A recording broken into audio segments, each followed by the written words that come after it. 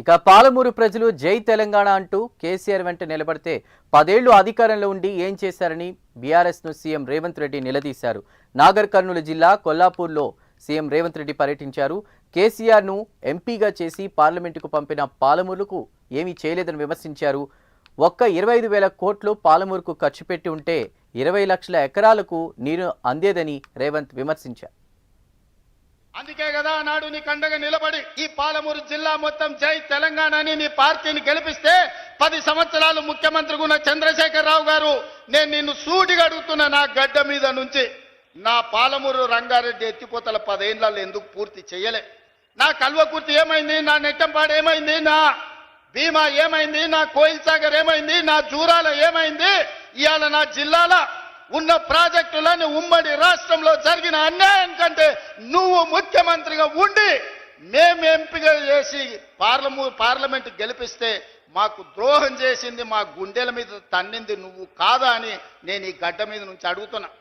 10 సంవత్సరాలు 20 లక్షల కోట్లు ఖర్చు పెట్టిన చంద్రశేఖరరావు ఒక 25 వేల కోట్లు ఖర్చు పెట్టినుంటే 20 లక్షల ఎకరాలు పాలమూరు జిల్లాలో మా భూములకు నీళ్లు వస్తుండే కదా. కాళేశ్వరం మీద 1,00,000 కోట్లు ఒకే ఒక్క ప్రాజెక్టుకు ఇల్లు దారగట్టినాయి. అందుకే కదా నాడు నీ కండగా నిలబడి ఈ పాలమూరు జిల్లా మొత్తం జై తెలంగాణ అని నీ కాంగ్రెస్ వస్తే కరెంటు పోతుందని బీఆర్ఎస్ అసత్య ప్రచారం చేసిందని, ఉచిత కరెంట్ అంటేనే కాంగ్రెస్ అని స్పష్టం చేశారు.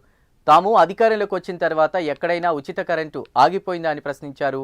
ఉచిత కరెంటును మొదలుపెట్టిందే కాంగ్రెస్ పార్టీ అని, తమకు ఉచిత కరెంటు గురించి నేర్పాల్సిన అవసరం లేదని చెప్పారు. రైతులను తీసుకుందాం. రైతులకు 24 గంటల ఉచిత కరెంటు వస్తుందా లేదా సోదరులారా మీరు చెప్పండి, గుండెల మీద చేసుకొని. కాంగ్రెస్ వస్తే కరెంటు ఉండదన్నాడు కేసీఆర్. ఇవాళ వ్యవసాయ పొలాలల్లా ఇవాళ కరెంటు మేము ఇస్తున్నాం 18 నెలల. ఉచిత కరెంటు ఎవరు మొదలు పెట్టిండ్రా? ఆనాడు 2004 ఎల్పీ స్టేడియంలో రాజశేఖర్ రెడ్డి గారు మొట్టమొదటి సంతకం శిలా శాసనంగా సోనియా గాంధీ గారి సమక్షంలో ఆనాడు రైతులకు ఉచిత కరెంటు ఇస్తామని చెప్పి సంతకం పెట్టి 1,300 కోట్ల రూపాయల బిల్లులు, అక్రమ కేసులు రైతుల మీద ఉంటే అన్నిటిని రద్దు చేసింది కాంగ్రెస్ పార్టీ కాదా? ఉచిత కరెంట్ అంటేనే కాంగ్రెస్ అంటేనే ఉచిత కరెంటు. ప్రజలకు ఇచ్చింది మేము, కొనసాగించింది మీరు. తాతకు దగ్గు నేర్పినట్టు కాంగ్రెస్ వాళ్ళకు ఉచిత కరెంటు గురించి చంద్రశేఖరరావు చెప్పనికపోతాడు. రైతులను తీసుకుందాం. రైతులకు 24 గంటల ఉచిత కరెంటు వస్తుంది. రైతులకు 2 లక్షల వరకు రుణమాఫీ చేసి చూపించిన ఘనత కాంగ్రెస్ పార్టీదే అని గుర్తు చేశారు. కాంగ్రెస్ 2 లక్షల రుణమాఫీ చేసి రైతులకు మేలు చేసిందని, కేసీఆర్ ₹1,00,000 ఇస్తామని చెప్పి విడతల వారీగా మాఫీ చేయడంతో రైతులు మరింత అప్పులో మునిగిపోయారని విమర్శించారు. రైతు రుణమాఫీ 2 లక్షల రూపాయల రుణమాఫీ చేస్తామని చెప్పి ఎన్నికల తర్వాత 25,55,968 కుటుంబాలకు 21,000 కోట్ల రూపాయల 2 లక్షల రూపాయల రుణమాఫీ మొదటి సంవత్సరంలోనే చేసి చూపించిన ఘనత కాంగ్రెస్ పార్టీ.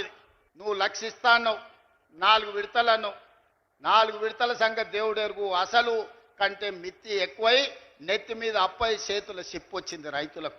నువ్వు ఇచ్చిన ₹1,00,000 రూపాయల రుణమాఫీ 4 తెరలుగా మారింది. రెండోసారి అదే మోసం చేసినావు.